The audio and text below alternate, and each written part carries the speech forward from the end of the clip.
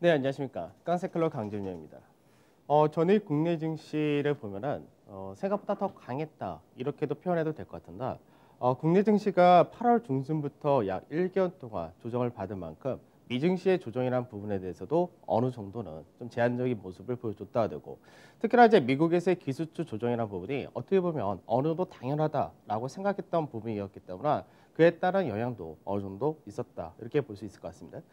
물론 수급적인 부분에서 외국인과 기관, 이제 선물옵션 동시 만기를 앞두고 제한적인 흐름, 그리고 계속해서 매도세 이어지는 모습이었지만 이 부분도 업종별로 차별화가 계속해서 이어지는 모습이었기 때문에 결국 시장에서 업종별 차별화, 그리고 지수의 하락 제한 이런 부분이 나타났다. 이렇게 볼 수 있겠죠. 자, 하나씩 보면서 진행하도록 하겠습니다. 먼저 이제 전일 국내 증시를 보게 되면 전일 국내 증시는 2,375포인트, 약 1% 정도 하락해서 마감을 했다가 됩니다. 우선은 거래 대금이 15조, 약간은 경계감이 형성이 되었다. 이렇게도 볼 수 있는데 종합주가지수가 실제로 최근 들어서 움직였었던 박스권의 중간마디보다 더 위에서 지지를 받은 케이스이기 때문에 시장이 예상보다 좀 더 강하게 움직였다. 이렇게도 볼 수 있습니다. 외국인들이 1,190억 정도 매도를 했고 기관에서는 4,300억 가까이 매도를 했다가 되는데 외국인들의 매도란 부분이 종목별로 상당히 많이 차이가 있기 때문에 최근 들어서 외국인들의 매도세가 이어진다? 이 부분이 그렇게 수급이 나쁘다로만 생각할 필요는 없을 것 같습니다. 그 다음에 선물 시장인데 선물도 마찬가지로 1.26% 하락해서 313.35포인트로 마감이 되었습니다. 이번 만기가 선물지수 밴드가 310에서 317.5포인트이기 때문에 딱 중간 마디에서 마감이 된 그런 케이스가 되는데 옵션 포지션에서는 315포인트를 중심으로 위아래 양방향을 잡아놓은 상태이기 때문에 오늘 시장에서 315포인트 이상으로 갈 거냐 이 부분이 좀 중요할 것 같고요. 외국인들의 매수가 1,600개 가까이 늘어나면서 다시 누적 순매수는 46,500개까지 늘어났고 베이시스는 소폭의 약세로 마감이 되었다 됩니다. 그래서 오늘 같은 경우는 외국인들이 선물 쪽에서의 수익 극대화를 할 것이냐 이 부분 역시도 상당히 중요하게 체크를 하셔야 될 것 같습니다. 그 다음에 코스닥 시장인데 코스닥도 마찬가지로 1% 정도의 하락으로 마감이 되었다 됩니다. 거래 대금이 16조였었고 외국인과 기관 역시 동반 매도란 부분은 뭐 크게 차이는 없었다 됩니다. 역시 코스닥에서도 이제 종목별 업종별로 차별화가 이어지는 모습이 이어졌다 되는데 최근 들어서 IT 이쪽에서의 강세가 이어진 부분이 코스닥 IT 쪽에서의 강세 역시 같이 나타난 모습이 있었습니다. 오늘 이제 카카오 게임즈가 상장을 하는데 거기에 따른 영향이 어떻게 나올 거냐 이 부분이 좀 중요할 것 같습니다. 자, 해외 증시 보도록 하죠.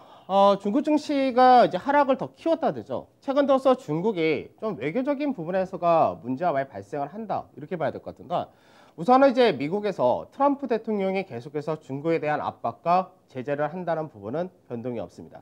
다만 이제 트럼프 대통령이 이렇게 제재를 하고 중국에 대해서 계속해서 공격을 하고 이런 부분이 실제로 미국 내에서 기업들이 그렇게 신경을 쓰지 않는다 이런 관점이기 때문에 그냥 트럼프가 늘 의뢰하듯이 이렇게 한다라고도 볼 수 있는데 문제는 미국뿐만 아니라 인도와의 국경에서의 문제가 발생되고 호주에 대해서도 또다시 언급을 하기 때문에 그래서 중국이 외교적인 부분에서 미국과 호주 그리고 인도까지 계속해서 악재를 좀 가져간다 이렇게도 볼 수 있을 것 같은데 그러다 보니까 이런 부분이 투자 심리를 더 약화시켰고 전에 미증시 하락이라는 부분도 더 강하게 받는 모습을 나타냈다 됩니다.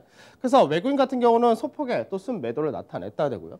그래서 중요 가격대를 다시금 하향 이탈한 모습이 나타났는데 3,315포인트라는 가격대를 다시금 회복해 주느냐 이 부분이 1차적으로 중요하다라고 보셔야 될 것 같습니다. 그 다음에 미증시인데 미증시는 뭐 단기적으로 시장에서 하락폭 자체가 나스닥이 10% 정도 하락했기 때문에 당연히 단기 급락에 따른 기술적 반등이 나타난다가 된 케이스였습니다.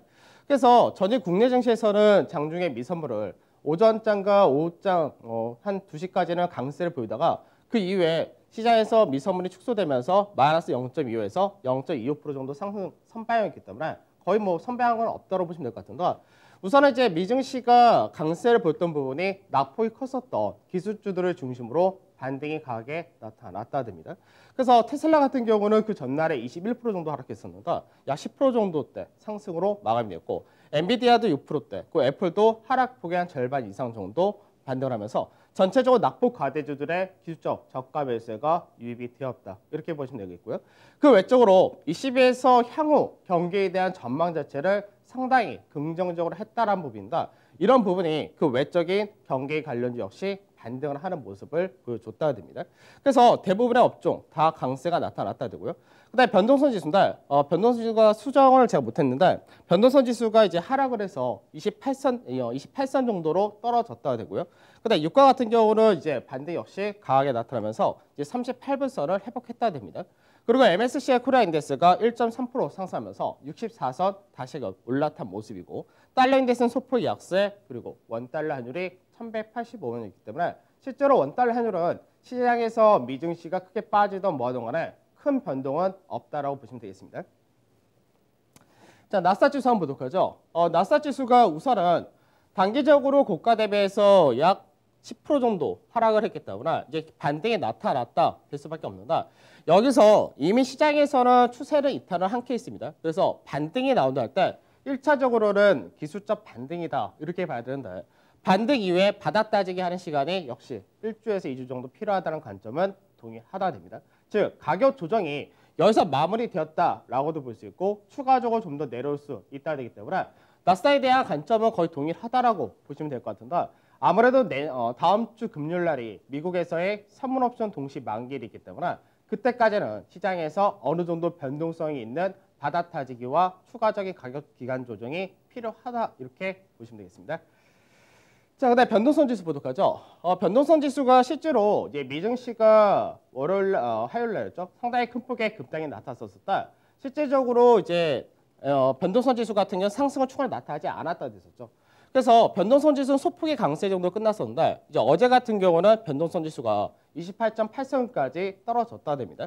그러면 변동성 지수를 볼 때 앞전에 35에서 38이라는 자리대를 저항으로 인식을 하고 내려왔다 되는데 바로 가파르게 27선 이하로 떨어지기가 또 어려운 그런 구조이기 때문에 27에서 31이라는 이 구간대에서 당분간은 움직일 가능성이 높다 될 겁니다. 즉 시장에서 변동성이 어느 정도 있는 상태에서의 시장에서 바닥 따지기, 기간 조정이 필요하다 이렇게 보시면 되겠죠. 실제로 국내 증시도 이제 대형 지수를 보게 되면은 8월달 중순, 8월 13일 날 정도가 고가를 만들고 이제 거의 한 달 채워가는 모습입니다. 가격 조정과 기간 조정 이렇게 들어온 거는 어느 정도 필수적인 부분이기 때문에 미증시가 가격 조정이 들어왔다면 기간 조정도 역시 필요하다 이렇게 보시면 되겠죠. 자, 어제 시장 보도록 하죠. 어제 증시를 보게 되면은 약 1% 정도의 지수가 하락으로 마감을 했다가 됩니다. 사실 미증시의 하락이란 부분에 비하면은 상당히 견조하게 끝났다는데 이제 관건은 뭐였냐면은 어느 업종별로 차별화가 나타날 거냐 또는 삼성전자를 중심으로 지수를 받쳐줄 거냐 사실 그 부분이었습니다. 실질적으로는 시장이 장 중에는 삼성전자가 보합권 전후로 움직이면서 지수를 받쳐주는 흐름은 동일했다 되고 그 외적으로는 상승이 나타났다 된 쪽이 업종 전체에서는 뭐 순수 화학 정도가 전체적으로 강세 띵이 됐지만 그 외적으로는 약간 종목별 성향이 나타났다 됩니다. 그래서 한국해운 쪽에서는 뭐 한진카도 있었지만 이제 한진그룹 이쪽에서의 강세가 두드러졌고 그 다음에 HMN 같은 해운주 이쪽에서 강세 역시 나타났다 됩니다. 그 외적으로는 이제 LG전자라든지 LG이노텍 그리고 삼성 SDS 이런 종목들의 강세가 나타났다 되고 그 외적으로는 전체적으로 하락이 컸었는데 세트리온 같은 경우가 이제 주가가 급락이 나타나면서 이제 제약 업종에서가 하락이 좀 더 컸다 이렇게 보시면 되겠습니다. 자, 바로 수급을 보도록 하죠. 수급을 보게 되면은 우선은 외국인들 같은 경우가 삼성전자 1,400억 가까이 1,300억 넘게 매수가 들어갔고요. 그 다음에 LG전자가 역시 440억, 그 다음에 SK하이닉스 360억, 그 다음에 삼성전기, LG이노텍, 그리고 LG디스플레이. 그럼 전체적으로 딱 보게 되면은 시장에서 IT는 외국인들이 다 샀다라는 관점입니다. 그러니까 국내 증시에서 IT의 비중이 반도체뿐만 아니라 전체적으로도 가장 높은 업종이 IT가 되는다. IT 쪽에 대해서 샀다가 되죠. 즉 화웨이라든지 이런 쪽에 대한 규제 부분이 오히려 국내 IT 산업에는 긍정적일 것이다 라는 부분도 있고 실적 자체가 개선이 된다. 이 부분 역시도 상당히 강한 모멘텀으로 들어왔다라고 보시면 되겠습니다. 그 다음에 그 외적으로 이제 매도가 나왔다는 쪽에 이제 신한지주가 유상증자를 발표하고 난 다음에 계속해서 3개월 연속 대규모의 매도세가 이어지는 그런 케이스가 되고요. 세트리온 같은 경우가 이제 어제 JP모건에서의 리포트가 나오면서 앞전 그 전날에 이제 생산적인 부분에서 이제 보도가 좀 잘못된 부분 거기에 따른 반등이 나타난 부분이 하락으로 떨어졌다 되죠. 그다음에 NC소프트 역시 매도 나왔고 LG화학이라든지 하나솔루션 그리고 SK이노베이션 이런 쪽으로 매도가 나타났다 됩니다. 다만 언택트 쪽에 대해서 매도세가 언택트가 거의 한 달 동안 쭉 이어져 왔던 그런 케이스였는데 어제 같은 경우는 매도 규모가 그나마 축소되는 모습을 보여줬다 됩니다. 그래서 언택트 같은 경우도 최근 들어 고가 대비해서 약 10% 정도의 하락을 나타냈기 때문에 반등이 나올 수 있는 구조가 만들어질 것 같다 정도 보시면 되겠죠. 자, 그 다음에 기관 보게 되면은 기관에서는 삼성 SDS를 가장 많이 샀다가 됩니다. 삼성 SDS와 포스코 ICT 이런 쪽인데 이쪽에서가 이제 스마트 팩토리 관련해서 부각이 좀 된 케이스였고요. 역시 그 다음에 LG전자, 삼성전자, 삼성전기 이런 식으로 역시 IT를 중심으로 들어온 모습 동일했다 됩니다. 그리고 대한유화 같은 경우가 이제 최근 들어서 재평가를 받을 수 있다라는 부분에서 강세되었고 롯데케미칼 역시 업황이 바닥을 찍었다라는 관점 동일하게 들어왔다 되면서 순수화 업종에 대해서 어느 정도 매수가 들어온 모습 동일했다가 됩니다. 그 다음에 매도 쪽을 보게 되면 매도에서는 이제 하이닉스에 대해서 매도가 크게 나타났다 되죠. 그래서 하이닉스가 하위에 대한 매출 비중이 약 10% 정도 된다는 부분이 우려를 나타낸 그런 케이스인가. 실질적으로 하위에서 뭐 스마트폰이나 이런 쪽에서 이제 생산이라든지 하게 된다. 생산이 좀 차질이 빚을 경우 어느 정도 그 외적인 제품들이 또 부각이 나타날 수 있기 때문에 크게 영향은 없을 것이다. 이렇게 보는 관점은 동일하다고 보시면 될 것 같고요. 그다음에 세트로에 대해서 역시 매도 나왔고 현대차라든지 LG화학, 네이버, SK이노베이션 이런 쪽으로 해서 이제 언택트와 자동차 이런 쪽에 대해서 역시 매도세가 이어지는 그런 모습을 보여줬다 됩니다.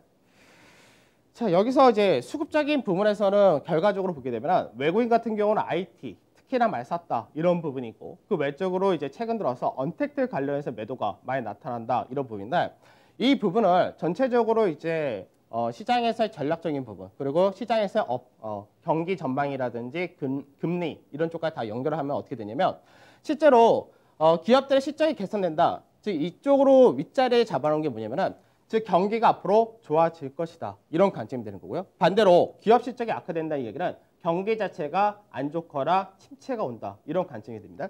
그러면 시장에서 우리가 이제 언택트 시대라고 얘기했었던 코로나가 발생이 되었을 때 생각을 하셔야 된다. 코로나가 발생이 되면서 전체적으로 어떻게 되면 경기 자체가 셧다운이 나타나면서 경기 침체로 갈 수밖에 없는 여건이 만들어졌다 죠 그럼 하단자리가 됩니다. 근데 금리 같은 경우 어떻게 하냐? 금리를 올리는 시기는 우측으로 보시면 되고 금리를 낮추는 시기가 들어왔다 된다. 그러니까 금리가 낮은 상태에서 경기가 안 좋다라고 할 때 그때가 이제 헬스케어라든지 소프트웨어, 그다음에 미디어 이런 쪽에서가 중심이 됐던 그런 케이스가 되겠죠. 근데 지금 시장에서 어떤 관점을 가지고 있냐면 백신 연구 개발이 아직까지 성공이 되진 않았고 근데 앞으로 나올 것이다. 그리고 내년에는 올해보다 어쨌든 저쨌든 간에 성장성은 좋아진다라는 부분이 있습니다. 즉 올해의 안 좋았던 경제 성장률이 내년에는 기저효과 등으로 인해서 강세를 띈다는 부분이 있는다. 그러다 보니까 금리는 제로금리 시대고 앞으로 성장이 나타난다. 이렇게 보는 관점이죠. 그러면 이렇게 될 경우 시크릿컬 업종 중에서 금리라든지 이런 것들이 다 수혜가 들어온 쪽이 어디냐? 이게 자동차, 반도체, 그리고 IT 하드웨어 이쪽이 됩니다. 그래서 자동차와 IT 쪽이 시장에서 앞으로 경기가 좋아진다. 여기서가 이제 시장에서 비중을 높인다. 이런 전략으로 가는 것이고 그 사이에 있는 쪽이 어디냐면은 소재 쪽, 에너지, 화학이라든지 철강, 그다음에 조선기계, 운송 같은 산업재입니다. 그래서 시장에서 이제 8월 말일부터 이제 가치주에 대한 비중을 경기 민감 중심으로 높이자는 부분이 향후 시장에서 이제 뭐 3분기 10월 달에 되게 되면은 4분기에 들어가게 되고 3분기 실적이 발표되는 어닝 시즌에 들어가기 때문에 그게 끝나게 되면 전체적으로 이제는 내년 시장에 대한 전망으로 가기 때문에 그렇게 되면 이제 시장에서 무게추가 이쪽으로 쏠린다. 이렇게 되는 관점인 거죠.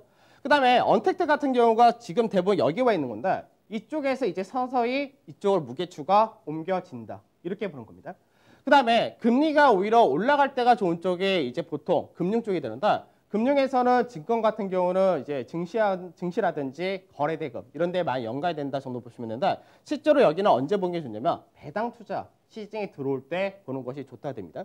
그래서 시장에서 현재 무게추가 이쪽으로 많이 쏠린다는 부분은 동일하기 때문에 이쪽에 대해 우리가 비중을 높이는 전략이 동일하다는 거고 최근에 외국인들 수급이 언택트를 중심으로 매도를 하고 IT라든지 경기 민감을 옮기는 부분이 사실 이런 부분이다라고 보시면 되겠죠. 자, 특징주 하나 보도록 하죠. 섹트리온.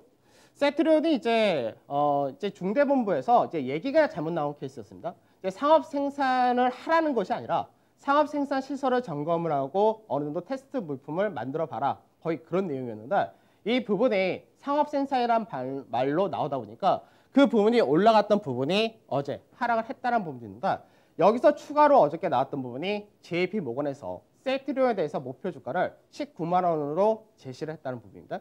그래서 사실 세트리온이 30만 원에서 왔다 갔다 하고 있는데 19만 원을 제시하다 보니까 너무 시장에서 과하게 나타났다 이렇게도 볼 수 있는데 그러면 JP 모건이 이렇게 얘기했던 근거가 뭐냐? 사실 이 부분입니다. 바이오시밀러에 대해서 경쟁이 치열해진다라는 부분을 우선 얘기를 했고 그 다음에 이제 미국에서도 마찬가지로 민주당이건 공화당이건 간에 약가 인하라는 공통적인 정책은 가지고 있다는 부분이 있습니다. 그래서 어떻게 보면은 약가를 인하하기 위해서 바이오시밀러 산업이 더 커질 수도 있다 이런 식으로도 얘기가 됐습니다. 실제로 바이오시밀러 쪽에서 경쟁이 치열해진다 이 부분을 얘기한 거고 그 다음에 임상 결과가 이제 일상이 끝났는데 너무 시장에서 코로나 관련된 개발에 대한 기대치가 높다라는 얘기를 했고 그리고 이제 또 문제가 된 것이 세트리온은 대부분의 매출을 세트리온 헬스케어 자회사에다 넘기게 되고 세트리온 헬스케어가 그거를 판매를 하는 케이스가 되는데 세트리온 헬스케어의 현재 재고가 약 1조 6천억치 남아있기 때문에 너무나 높은 재고를 가지고 있다. 이런 식으로 언급을 했습니다.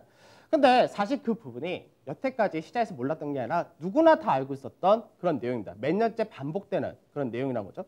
근데 시장에서는 어차피 수급적인 부분과 심리적인 부분이 굉장히 강하기 때문에 세트리온 같은 경우는 언택트 시대 그리고 코로나 관련된 치료제가 개발될 수도 있다는 기대감으로 올라갔다 이렇게 보시면 되겠죠. 그래서 예전에는 JP모건이라든지 이런 외국계 증권사에서 이런 리포트가 나타날 때마다 했던 말이 뭐냐면 공매도를 해놓고 저런 식으로 얘기를 하는 것이다 라고 했었는데 지금 현재는 공매도가 금지가 된 상태이기 때문에 JP모건의 저런 리포트가 영향을 또 줬다 이렇게도 볼 수 있을 것 같습니다. 근데 문제는 뭐냐면 세트리온이 지금 현재 6월 중순이죠. 그때까지 고가를 만들고 약 2개월 반, 거의 3개월째 행보하는 그런 국면을 보여주기 때문에 매물이 많이 쌓였다는 부분이 있습니다. 그래서 아까도 얘기했듯이 시장 자체가 향후 경기에 대한 기대치가 높아진다. 이런 식으로 가게 되면 앞전에는 언택트 중심으로 수급이 쏠렸던 부분이 확대가 딴 쪽으로 퍼지게 된다는 거죠. 거기다 정부의 정책이라든지 그린 뉴딜이라든지 여러 가지 이런 모멘텀이 형성되다 보니까 수급이 퍼지는 부분이 강한 상승이 제한되는 구조다. 이렇게 보셔야 됩니다. 그래서 세트리온 같은 경우는 하단자리 29만 자리대를 지켜줘야 되는데 이 가격대를 지켜주지 못한다면 마디에 하나가 떨어질 수 있기 때문에 이렇게 될 경우는 시장에서 추가적인 조정을 더 열어둘 필요가 있다. 이렇게 보셔야 되겠습니다. 자, 그 다음에 이마트도 보도록 하죠. 이제 이마트가 이제 어저께 강세를 띄고 최근 들어서 지난주와 이번 주까지 해서 상당히 강하게 움직이는 흐름을 보여준다 됩니다. 그래서 앞전에도 이마트에 대해서는 한번 언급을 해드린 적이 있었는데 우선은 실적적인 부분을 한번 보도록 하죠. 실적을 보게 되면 이마트 같은 경우는 2018년도에 이제 영업이익을 4,600억 정도 이익을 냈다가 계속해서 감소가 되다가 올해 1,500억 정도로 축소가 되었다 됩니다. 근데 이마트 같은 경우는 그러면 실제적으로 이제 어떻게 보면 사양 산업이다 이런 식으로 많이 얘기를 했지만 앞으로의 성장 동력이 없냐? 그게 아니라 성장 동력이 있다가 되는 거죠. 그러니까 지금 트레이더스라든지 쓱배송이라든지 이런 쪽으로 서서히 온라인 쪽에 대한 모멘텀을 강화시켜가고 있는 그런 케이스이기 때문에 그런 부분이 향후 오히려 실적이 더 증대될 것이다 라는 것도 있고요. 그 외적으로 이제 롯데하이마트라든지 그 외적인 이제 대형마트들이 일부 경쟁이 치열한 쪽에 대해서는 이제 사업장을 폐쇄하는 그런 흐름이 나타난다니까 경쟁이 완화된다는 부분도 있습니다. 그래서 향후 이마트가 뭐 미국의 월마트처럼 나타나지 않을까 이런 기대감도 가지고 있는데 그래서 내년 실적은 높게 현재는 전망이 되고 있고 실제 어느 정도 정상화된다는 부분이 주가 역시도 반등의 가격에 나타날 수 있다 이런 관점이 됩니다. 역시 뭐 자산 가치라든지 이런 것들은 뭐 굉장히 싸다라는 건 변동이 없고요. 그러나 이마트 같은 경우가 지금 현재 주가가 하락하고 나서 약 1년이 넘는 기간 동안에 박스권의 흐름을 보여줬다는 가격이 10만 6천원에서 13만 8천원 이 가격인데 이 가격대로 올라왔다 됩니다. 그러면 박스권 상단 하나의 기본 마디가 열린다면 약 17만 원 정도가 바로 열린다 되기 때문에 이마트도 관심을 좀 많이 가지셔야 되는 그런 케이스가 됩니다. 자, 오늘 이제 만길이죠. 오늘 만길인데 이 포지션적인 부분에서 시장에서 이제 지난주 그리고 이제 이번 주 화요일까지인데 그때까지 시장에서 외국인들이 갖고 있었던 포지션이 310포인트 이하는 안 깨진다 이 포지션을 가지고 있었기 때문에 실제로 어제 미증시가 하락했다 해가지고 크게 하락할 부분도 사실 제한될 수밖에 없다 이 관점인데 우선은 이제 어제 미증시가 하락했기 때문에 경계감이 형성이 되었고 국내 증시가 어제 1% 정도 하락했다는 점에서 어느 정도 다시금 상단이 막혔다 이렇게 되어 있습니다. 그러니까 하단도 막혀 있고 상단도 막혀 있다 이렇게 되는데 그렇게 되다 보니까 결국은 시장에서 이 박스권에서의 상단 자리를 오늘 넘어갈 수 있을 것이냐 이게 관건이 됩니다. 그래서 우선은 박스권에서 국내 증시 같은 경우는 1차적으로 가격 조정, 기간 조정을 상당히 오래 거친 그런 케이스가 되었고 거의 이제 한 달이 다 돼가는데 고점 대비해서 지금 현재 박스권에서의 중간 마디 좀 위에서 어저께 지지를 받은 케이스입니다. 그러면 오늘 같은 경우는 아무래도 떠서 출발된다. 떠서 출발해서 상단을 넘어가려면 포지션의 변경도 필요하지만 외국인들이 선물에서 수익을 극대화하는 전략이 들어가느냐 이 부분이 됩니다. 그래서 만약 수익을 극대화하는 전략으로 들어간다면 317.5라는 가격대를 넘어갈 수 있다는데 그때가 넘어간다면 위로 마디 하나가 열리기 때문에 이 경우 국내 증시가 차별화가 좀 더 되고 국내 증시가 반등이 좀 더 확대될 가능성 이렇게 보시면 될 것 같습니다. 자, 투자 전략 보도록 하죠. 중국이 우선은 3,315포인트라는 자리대를 하단 이탈을 했습니다. 그래서 이제 미증시가 바로 또 반등이 나왔기 때문에 어느 정도 중국 증시도 오늘 반등이 나올 걸로 보이기를 하는데 저 3,315라는 자리대 여기를 살려주느냐 이게 중요하고 근데 이제 문제는 아까도 말씀드렸듯이 미국뿐만 아니라 인도, 호주 이런 쪽으로 갈등이 계속해서 확대가 된다는 부분이 있습니다. 사실 이 부분이 한편으로는 국내 증시가 반사 이익을 얻을 수 있는 부분이 되기도 합니다. 그래서 중국 같은 경우가 우선은 투자 심리가 약화된 부분에서 아주 가파르게 올라가기는 쉽지 않은 그런 케이스가 될 것 같은데 반대로 국내 증시는 반사 이익을 얼만큼 얻을 수 있을 것이냐 이 부분이 좀 중요할 것 같고요. 그다음에 미증시는 단기 급락에 따른 반등 아직까지는 반등이 하나 더 나온다 하더라도 기술적 반등이다 정도로만 생각하시는 것이 좋습니다. 그렇다고 해서 미증시가 하락을 한다 해서 앞으로 계속해서 하락이 더 떨어지거나 그럴 부분도 아니기 때문에 차익 실현 관점이라는 부분은 동일하다고 보시면서 이제 향후 추가 부양책이 나올 것이냐 또는 그 외적으로 어느 정도 다른 업종 섹터가 움직일 수 있을 것이냐 그리고 미국의 정치적인 이제 대선 모드가 있기 때문에 여기에 따라서 정책적 모멘텀을 바이든 쪽에서 받을 거냐 아니면 지금 예전과 똑같이 트럼프의 약간은 이 흐름으로 갈 거냐 이 차이가 될 겁니다.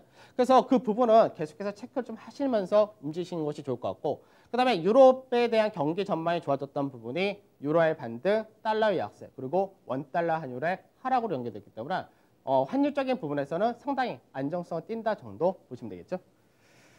자, 그래서 국내 증시를 보게 되면은 국내 증시 같은 경우가 업종별 차별화가 이어지기를 하는데 실제로 이제 언택트 쪽이 약한 거고 그리고 IT 쪽이 강하다 이렇게 된 케이스입니다. 그래서 시총 상위는 현재 그렇게 나타나고 나머지 그 외적인 쪽에서 이슈라든지 모멘텀에 따라서 정부 정책 관련주가 강세되기도 하고 그 반대가 되기도 하고 이 과정이 반복이기 때문에 경기 관련 가치주와 실적주, 수급 개선이 이어진다는 부분은 동일하다 정도 보시면 되고 언택트 관련주들이 이제 기술적 반등이 한번 나올 때가 됐습니다. 그래서 기술적 반등 영역에 들어선다 정도 보시면 될 것 같습니다. 그리고 아까도 말씀드렸듯이 오늘 선물옵션 동시 만기 같은 경우는 현재 317.5포인트가 막혀있긴 한데 이 상단 자리 근처에서 끝나거나 넘어가는 시도도 불가능하진 않다 이렇게 보고 있습니다. 그래서 옵션 해서가 사실 규모가 이번에 그렇게 크지 않기 때문에 선물 쪽에서 수익 극대화를 할 거냐 이게 삼성전자라든지 시총이 높은 이런 쪽에서 얼마큼 움직이느냐가 중요하다고 보시면 되겠습니다. 그래서 9에서 10월 사이 경기 관련 중심의 가치주 비중을 키우자라는 부분은 계속해서 언급을 해드리는데 그 근거가 미국에서의 밸류가 굉장히 비싸다부터 해가지고 아까 말씀드렸던 시장 성향에 따른 이제 전략 이런 부분까지도 다 설명해 드리는데 그런 부분을 계속해서 생각 좀 하셔야 될 것 같습니다. 그 다음에 지수는 이번 주 동일하다가 될 것 같고요. 그 다음에 코스닥 같은 경우도 시장에서 830에서 850 이 라인대만 지켜주느냐만 계속 보시면 될 것 같습니다. 근데 신용이 많은 종목군은 여전히 좀 주의를 하셔야 되는 케이스고 그 다음에 이제 전체적으로는 반도체 IT 동일하다고 보시면 될 것 같고 자동차라든지 부품 이쪽도 동일하고 디스플레이는 이제 앞전에 말씀드렸던 기본 마디는 올라왔습니다. 그래서 추가적인 상승을 더 노릴 거냐라는 부분은 조금 더 호흡을 길게 가져가시냐 이 차이가 될 것 같고요. 지배구조 관련해서가 이제 앞서도 소개시켜드렸듯이 삼성생명, 삼성물산도 있고 대림산업 이런 것도 있는데 지배구조 관련해서도 체크를 좀 하셔야 됩니다. 그다음에 건설도 보시고 그다음에 조선 하나가 더 들어야 되는데 조선은 뭐 늘 보는 거니까 차이는 없을 것 같습니다. 자, 오늘이 이제 만기인데 사실 만기는 어차피 한 번씩 오는 이벤트라서 그렇게 크지는 않습니다. 다만 만기 이후에 후폭풍이 나타나느냐, 그리고 그동안 선물 시장을 중심으로 끌고 왔었던 외국인들이 청산을 다 하느냐, 이 정도만 체크하시면 될 것 같고, 오늘 만기도 그렇게 없지 않을 것 같기 때문에 시장에서 무난하게 투자하시면 될 것 같습니다. 저는 내일 찾아뵙도록 하겠습니다. 감사합니다.